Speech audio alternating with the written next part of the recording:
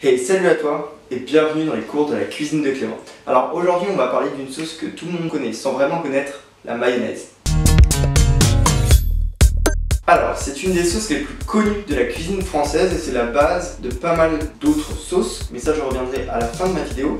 C'est une sauce qui est onctueuse, savoureuse, qui est super rapide et simple à faire et c'est pour ça que je n'en achète pas et que je la fais moi-même. Je vais vous montrer dans cette vidéo l'histoire un peu de la mayonnaise, une réalisation, les sauces dérivés et quelques autres petits trucs pour rattraper une mayonnaise ratée. La mayonnaise c'est une sauce qui est émulsionnée, notamment les tensioactifs du jaune d'œuf, la protéine entre autres, vont réagir avec l'huile pour faire monter, émulsionner la sauce et donner cette sauce onctueuse que tout le monde connaît. En ce qui concerne les origines de la mayonnaise, donc comme à peu près toutes les recettes, tout le monde s'arrache son origine, une des hypothèses les plus plausibles qui arrive en 1806 et que le cardinal Richelieu, en 1756, en reprenant Mao aux Anglais, donc c'est dans les Baléares en Espagne, aurait découvert cette sauce lors d'un banquet pour fêter la victoire. Son cuisinier lui aurait présenté cette sauce qu'il aurait fabriquée avec les deux seuls ingrédients qu'il avait, de l'huile et de l'œuf. Une autre hypothèse serait sur l'étymologie même du mot. Donc d'après Carême, ça viendrait de mayonnaise, qui veut dire manier,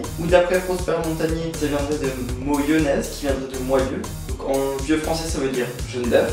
Une autre hypothèse viendrait de Bayonne, on dirait sauce à la bayonnaise. En fait le fait de dériver le mot un peu comme un téléphone arabe, ça aurait transformé la sauce bayonnaise en sauce mayonnaise. La dernière hypothèse viendrait de Nicolas Lepreux. Donc là c'est pareil que le principe du téléphone arabe, dans la sauce bayonnaise mais avec mayenne. Donc la mayenne aurait donné son nom à la mayonnaise. En ce qui concerne les ingrédients pour une bonne mayonnaise, donc la recette de base classique, celle qui a été inventée il y a très longtemps, les ingrédients c'est jaune d'œuf, l'huile, sel et poivre. Ça, c'est le classique. Après, certaines personnes, comme je vais vous montrer plus tard, l'embellissent. Moi, je décide de mettre de la moutarde. Il y a certaines personnes qui mettent du jus de citron ou du vinaigre. Il y a également deux écoles pour fabriquer une mayonnaise. Donc, la plus courante qui serait de prendre un jaune d'œuf cru et la deuxième qui serait de prendre un jaune d'œuf cuit. Alors, je ne sais pas comment vous faites. Dites-moi peut-être en commentaire comment on fait. Moi, perso, je la fais au jaune d'œuf.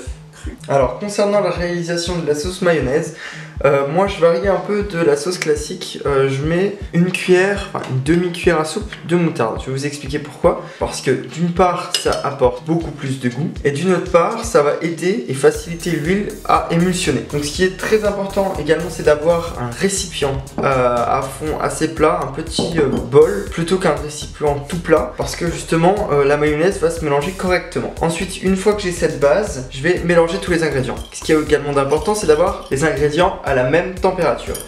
Donc,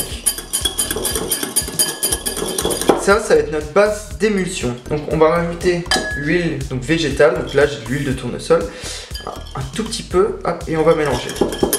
Une fois, donc là, on voit une fois que c'est mélangé, on va pouvoir en rajouter plus. Et voilà. Et maintenant, on va pouvoir y aller progressivement en filet. Hop. Toujours s'arrêter entre les étapes et reprendre quand la mayonnaise a un aspect qui est super consistant. Vous voyez, je mets une grande dose d'huile en mélangeant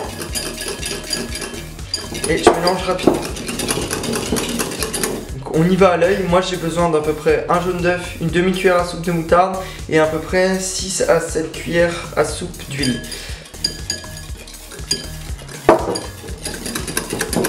Voilà, après la consistance de la mayonnaise, donc là quelque chose qui se tient bien.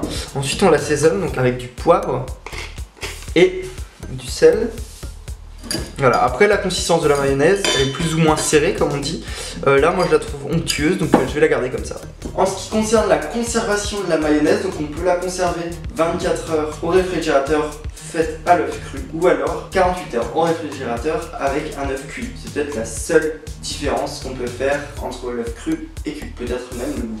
mais j'ai jamais goûté. Quelques petites astuces pour rattraper votre mayonnaise. Donc si vous voyez que l'huile ne se n'émulsionne plus alors qu'elle a déjà émulsionné, donc là ça veut dire que la mayonnaise a trop pris, on a mis trop d'huile. Deux choses, soit on peut rajouter un peu d'eau pour la détendre, ou soit on peut rajouter du jaune d'œuf ou de la moutarde en mélangeant toujours vigoureusement. La deuxième astuce pour rattraper une mayonnaise, si un des ingrédients est un peu trop froid par rapport aux autres, donc on peut rajouter quelques cuillères d'eau tiède, ça va tout réchauffer et la mayonnaise va reprendre. On mélange toujours vigoureusement pour redonner l'aspect à la mayonnaise. Quelques dérivés de la sauce mayonnaise, si on rajoute à de la mayonnaise du ketchup, du cognac, tabasco, piment de Cayenne et de la sauce anglaise ou de la sauce Worcestershire, ça nous donne une sauce cocktail donc qui va très bien avec les crevettes. Si on rajoute des capres, des oignons, des cornichons, du cerfeuil et de l'estragon, ça nous donne une sauce tartare qui va très bien avec les viandes froides. Merci à tous d'avoir suivi ce deuxième cours de la cuisine de Clément. Si vous voulez une recette super cool avec la mayonnaise, la mienne de la semaine dernière est sortie, n'hésite pas à mettre des pouces bleus, à commenter si vous voulez également des vidéos sur tel et tel produit. Et puis après, je vous retrouve la semaine prochaine pour une nouvelle recette. Et on n'oublie pas, on peut tout faire avec la mayonnaise, sauf s'asseoir dessus. À la semaine prochaine.